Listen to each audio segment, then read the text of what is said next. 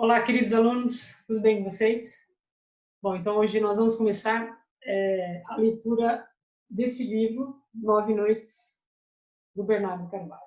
O Bernardo Carvalho é um autor contemporâneo, então ele está vivo no momento em que eu estou registrando essa aula, que eu estou gravando. Ele usa uma linguagem assim muito fácil, né, de fácil acesso para o leitor. A linguagem jornalística, né, com a linguagem ágil, bem tranquila mesmo para ler. E isso é um fator positivo, né? Então o aluno não encontra muita dificuldade para ler esse livro. Por outro lado, pelo fato dele ainda ser vivo, não se enquadrou ainda muito bem, né, a característica ou as características desse escritor. Então, diferentemente de Machado de Assis, né, que nós temos um distanciamento de tempo e nós sabemos bem ou mal como que funciona a obra dele, né, quais são as características, por exemplo, né, do Machado de Assis, aqui nós não temos isso. Então, não há ainda estudos sobre esse autor, né, então nós vamos nos basear mesmo nessa obra dele. E é interessante se lembrar também que essas obras desses autores contemporâneos, né, que nós chamamos de pós-modernidade, né, desses autores, têm uma tendência aí a usar a própria experiência pessoal para fazer ficção, ou seja, para criar esses romances, né, para criar essas narrativas. E é o que vai acontecer justamente nesse livro do Bernardo Carvalho. Então, ele vai usar dados biográficos, misturar esses dados com ficção, e uma pesquisa que ele fez, uma pesquisa exaustiva a respeito de um fato histórico, que é aí o estupim para, né, para começar essa narrativa, né? E então ele tem ali vai ocorrer um suicídio e ele vai procurar respostas para esse suicídio. Muito bem, então aqui nós temos uma história policial, só que não vai ser como Sherlock Holmes, que normalmente o Sherlock Holmes a gente vai ter respostas. Aqui nós não teremos muitas respostas, tá? Então, é uma narrativa policial, investigativa, em que ele insere dados biográficos e fatos históricos que realmente ocorreram.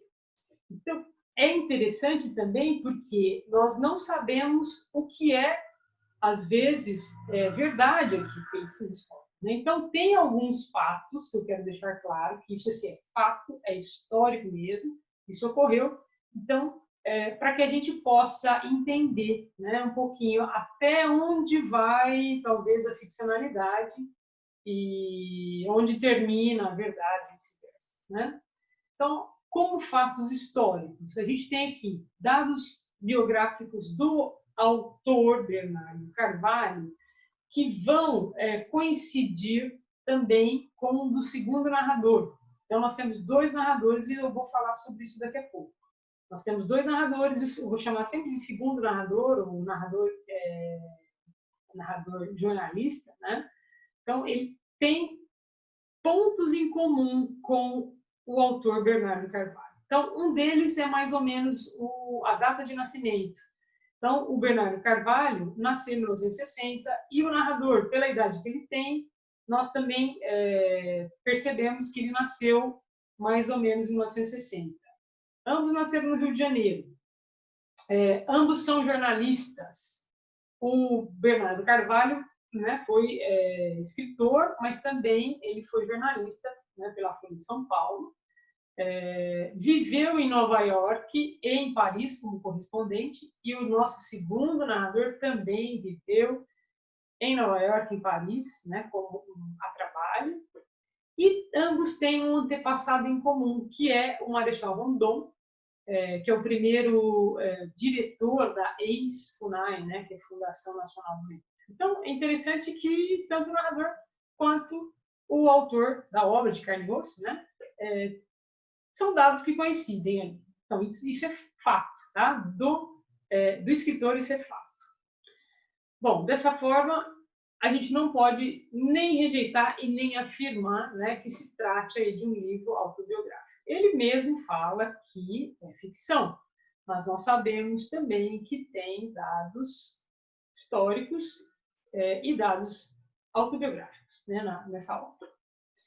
O pano de fundo dessa obra vai ser o suicídio do antropólogo Bill Quane, né, que era um americano que vivia em terras brasileiras, e no momento em que ele se suicidou, que ocorreu em 1939, ele estava estudando os índios Craô, né, aqui no Brasil. Bom, aqui eu tenho um trechinho que eu vou ler com vocês. Então, ele diz assim: Bill Quane se matou na noite de 2 de agosto de 1939, no mesmo dia que Albert Einstein enviou ao presidente Roosevelt a carta histórica em que alertava sobre a possibilidade da bomba atômica, 3 semanas antes da assinatura do Pacto de Não Agressão entre Hitler e Stalin, o sinal verde para o início da Segunda Guerra e, para muitos, uma das maiores desilusões políticas do século XX. Que está na página 2. O narrador não encontra explicações, né, para todos os enigmas com os quais ele vai se deparar durante a narrativa. Então, como eu disse, não pensem que a gente vai solucionar, né? A gente vai ter resposta de tudo isso. O narrador também não é nomeado. Esse segundo narrador não tem nome. Tá? Então, em momento algum, ele fala o nome dele. E ele diz que, em 19 de agosto de 1939, o suicídio de Bill Quane foi publicado no New York Times. Isso também é fato, isso aconteceu realmente. Tá? Sem muita repercussão, mas isso aconteceu, isso foi publicado no New York Times. Bom, como começa toda a história? Em 12 de maio de 2001, ou seja, 62 anos depois da morte de Bill Quane, a Folha de São Paulo publicou um artigo da antropóloga Marisa Correia comentando a misteriosa morte de um antropólogo chamado Kurt Enkel, em 1955, e ali ela tem uma nota pequenininha, ela se recorda de uma outra morte também misteriosa, né, que era o suicídio de um outro antropólogo chamado Bill Quane. Tá? Bom, o autor do livro, Bernardo Carvalho, sem nenhuma explicação também, dedica o seu livro, esse livro, 9 Noites, à autora desse artigo, né, que foi publicado aí na Folha. E no momento do suicídio, o Quane estava estudando, como eu disse, né, a tribo indígena dos Craô. A partir desse momento, gente, a partir do momento em que o segundo narrador lê essa reportagem na Folha de São Paulo, ele mesmo diz que fica obcecado por essa história. A gente fica pensando, gente, mas por quê? Nós vamos entender mais para frente, né? Então ele fica maluco com essa história do Bill Quane e resolve sair atrás, pesquisando, né, buscando os porquês desse antropólogo ter se suicidado em solo brasileiro. Então, como eu disse, a gente não vai ter resposta, mas serão muito interessantes as reflexões que esse narrador vai nos conduzir, né? As reflexões que nós faremos durante toda a narrativa a respeito de tudo isso. Bom, como eu disse, 9 Noites possui 2 narradores. Tá? O primeiro narrador chama-se Manuel Perna. Ele morava, né? Já morreu, enfim, mas morava em Carolina, no Maranhão. Tá? E o segundo narrador, que eu disse que não tem nome, diz que é jornalista e que está investigando fatos verídicos. Então, nós teremos 2 narradores. A história será contada por um narrador, que eu vou mostrar para vocês, o que ele conta, né? Esse Manuel Perna. Vai ser a visão do Manuel Perna. E depois vai ser contada por um segundo narrador, que é esse que eu falei, que não tem nome. Tá? Então, a gente vai saber dos mesmos fatos, mas pelo prisma aí desse segundo narrador. Gente, essa polifonia nós temos em vários livros, né? Nós temos no Mayombe, por exemplo, nós temos também no Romanceiro da Inconfidência, então é interessante ficar atento a esses 2 narradores, né? Polifonia seria essa mistura de vozes, né? Mistura de pensamentos e pontos de vista. Bom, aqui a gente começa realmente o livro. A narração do Manuel Perna está em forma de cartas. Então, são 9 fragmentos E para quem pegar o livro, né, o primeiro capítulo é dele, aí depois o segundo capítulo é o segundo narrador. O terceiro capítulo é do Manuel Perna, depois o quinto, às vezes, ou sétimo capítulo é dele, enfim, eles vão alternando as narrações, tá? Como é que a gente pode distinguir isso? Então, a narrativa do Manuel Perna está escrita em forma de cartas, então são 9 fragmentos. E se distingue do outro narrador pelo fato dela estar em itálico, né? Está tombadinho, igual a Torre de Pisa, né? Está em itálico. E ele sempre inicia seu relato assim, abre aspas, isto é para quando você vier, fecha aspas, né? Mas o leitor não sabe para quem o Manuel Perna está escrevendo. Vai descobrir, mas ainda não sabe no começo da narrativa, né? Então, essas cartas endereçadas a alguém, mas a gente ainda não sabe. Bom, na primeira entrada, ou seja, a primeira carta, né, o primeiro capítulo, o Perna diz que um antropólogo americano, Bill O'Quinn, se suicidara, né, no dia 2 de agosto, né, de 1939, aos 27 anos, quando retornava lá do mato, né, ali da floresta, para Carolina, em direção a Carolina, no Maranhão. Tá? Então, ele estava indo em direção a Carolina, e ele era acompanhado com 2 índios também. Né? O Quen se enforcara depois de fazer vários cortes pelo corpo inteiro. Né? Você acha esquisito? Bom, os índios que estavam com eles entregaram todos os seus pertences ao narrador, né, esse Manuel Perna, né, pelo fato deles serem amigos.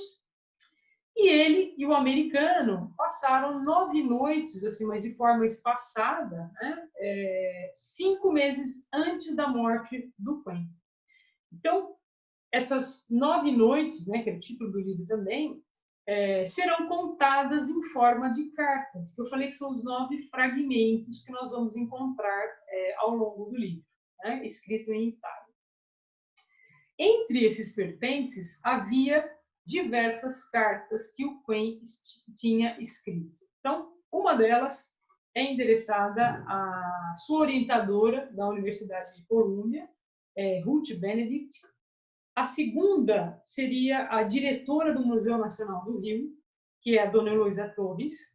A terceira ao próprio Manuel Perna, que é esse primeiro narrador, né?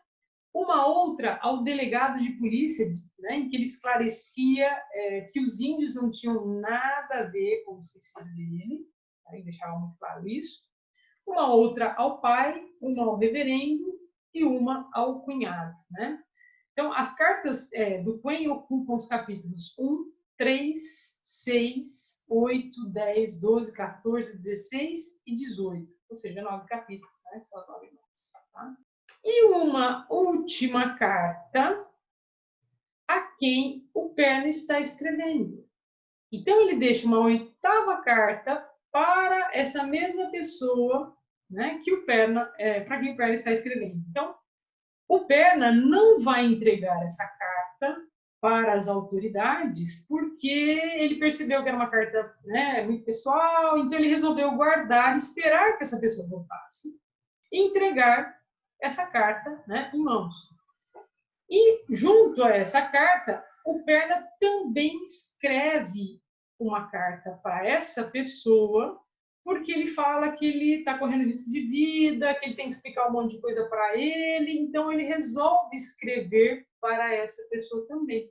Então, além da carta do Quen, ele encontraria, essa pessoa, se ela voltasse, encontraria também as cartas do Manuel Perna. Tá? O Perna vai falar sobre as possíveis causas do suicídio do Quen nessas cartas. Né? Então, ele diz que provavelmente ele sofreu de sífilis. Ele também revela algumas confidências trocadas durante essas 9 noites. Então, ele vai contando várias coisas que o Quen contou para ele. Né? Então, um fato interessante, estranho, tal, o Quen conta para o Manuel Perna que uma vez, ele estando em uma ilha, né, no Pacífico, ele tinha assistido a um filme, e nesse filme mostrava um amor proibido pelas leis, né, de uma sociedade de nativos, no caso, enfim. Amor proibido. Você fala, interessante, né? Bom, isso aí vocês vão perceber que é importante também. Diz que antes disso, né, o Quen tinha sido marinheiro, ele tinha embarcado uma vez, muito jovem ainda, em um navio para Xangai, buscando, abre aspas, um mundo no qual ele coubesse. Então se percebe que é um cara que não consegue se encaixar muito, talvez, nas leis, né, da nossa sociedade, na moral, né? E contou também sobre os jogos sexuais que aconteciam entre meninos e homens das tribos indígenas brasileiras. Tá? Então, ele fala também sobre essa relação entre os homens, isso ele é bem detalhado até, né? Entre os homens e os meninos. Né? Bom, ele comenta também sobre o comportamento suicida dos Trumai, né? Que eram os primeiros índios que ele começou a estudar no Brasil, que viam na morte a saída para o sofrimento. Então, eles tinham o hábito, né, de se cortar para poder lenir, né, para poder aliviar a dor, a angústia, o medo, o sofrimento. Eles tinham esse hábito. Né? Tanto é que o Quen uma vez adoeceu e os índios se ofereceram para esfaqueá-lo, para ver se o sofrimento dele acabava. Né? Então, ele achava assim, lógico, gente, né? Costumes completamente diferentes, né? Que a gente vai se deparar. Bom, o Perna diz também que uma vez, morando numa ilha, o Quen disse, né, que morando numa ilha, ele estava com calção de banho, todo molhado, né, que ele tinha saído da praia, e aí ele entrou em sua casa e se deparou com um homem dentro de sua casa. E esse homem tirou uma foto dele. A hora que ele tirou a foto, ele arregalou os olhos, né? Ele estava assustado, tipo assim, esse cara na minha casa, né? Então, essa foto ficou, né, dessa forma, ele com os olhos abertos e tal. E o Quen também disse para o Perna que, no começo, ele ficou bravo, né, não gostou, tal, mas depois que esse cara se tornou um grande amigo dele, né, eles se tornaram grandes amigos. O Perna revela, nesse momento, que esse cara é um fotógrafo e é para ele que para esse fotógrafo, né, que o Perna está escrevendo. E é para ele também que o Quen tinha deixado aí a 8ª carta. Tá? Diz também que este fotógrafo, que, como eu disse, se tornou um grande amigo seu, disse que o Quen e esse fotógrafo discutiram uma vez por causa de uma mulher. Tá? Então, disse, ele sentiu traído por esse amigo. Tá? E aí, a gente não entende muito bem, né? Fica meio implícito ali, se o homem o traiu, se a mulher o traiu, se o homem, o fotógrafo, traiu com a mulher. Então, a gente não sabe se tinha um triângulo amoroso ali, né? Uma relação entre os três, né? A gente não consegue entender muito bem. E que talvez o homem tivesse traído com essa mulher, né? Enfim, a gente não consegue entender muito bem. Então, parece que havia ali um triângulo amoroso mesmo, em que os três, né, saíam entre si. O Quen comenta também que um dia ele adormeceu enquanto o filósofo estava cantando, mas quando ele acordou, o Quen ainda tinha ido embora. Então, o Manuel Perna deduz, ele fala, eu acho que essa briga que eles tiveram aí, eu acho que foi um pretexto para eles se separarem. São todos hipóteses, tá? A gente não sabe realmente o que aconteceu. E diz que depois, uma vez, o fotógrafo voltou, mas não encontrou mais o Quen, né?